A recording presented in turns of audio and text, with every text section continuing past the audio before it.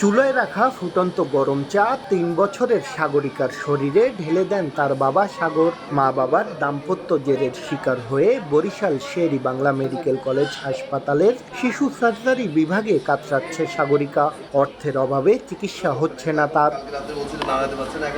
ভুক্তভোগী শিশুটির মা জানান, হঠাৎ খবর পান দ্বিতীয় বিয়ে করেছেন সাগরিকার বাবা সাগর। পরে সেই খোঁজ নিতে চট্টগ্রাম থেকে অন্তঃসত্ত্বা অবস্থায় স্বামী সাগরের গ্রামের বাড়ি বরিশালের চরমোনা ইউনিয়নের বুখাইনগরে আসেন তিনি।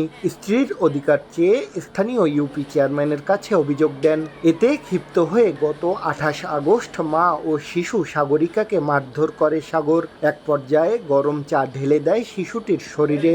খবর পেয়ে স্থানীয়রা তাদের উদ্ধার করে হাসপাতালে ভর্তি করে। এ ঘটনায় বিচার চান তারা।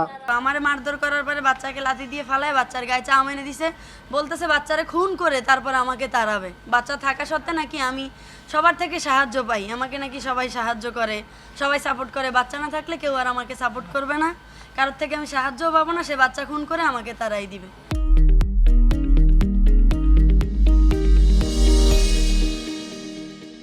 এ ঘটনায় ক্ষুব্ধ হাসপাতালের অন্য রোগীর স্বজনরা। শিশুর উপর এমন অত্যাচারের বিচার চান তারা। ওই মহিলা কালকে নিয়ে আসার পরে দেখছি যে বাচ্চাটা বেহুশ অবস্থায় আছে। আসার পর তো মহিলা কান্নাকাটি করতে আছে। কোনো বাবা এটা করতেও পারে না। আমার মনে হয় না যে এরকম কোনো ছেলে বা মেয়ের গায়ে এরকম গরম পানি বা কোনো কিছু মারা এটা সম্ভব। এটা সুষ্ঠু বিচার হোক, ভালো হোক, যেন মহিলাটা বাঁচতে পারে বাচ্চাটা নিয়ে। আশঙ্কার কোনো কারণ নেই জানিয়ে শিশু সাগরিকার পাশে থাকার কথা জানান চিকিৎসকরা। তো ওর চিকিৎসার ব্যাপারে যা কিছু আছে আমরা সহযোগিতা করব, এখানেই সম্ভব। আমাদের শের বাংলা মেডিকেল কলেজে ওর চিকিৎসার জন্য কোনো বাড়তি কোনো ব্যয় করা লাগবে না।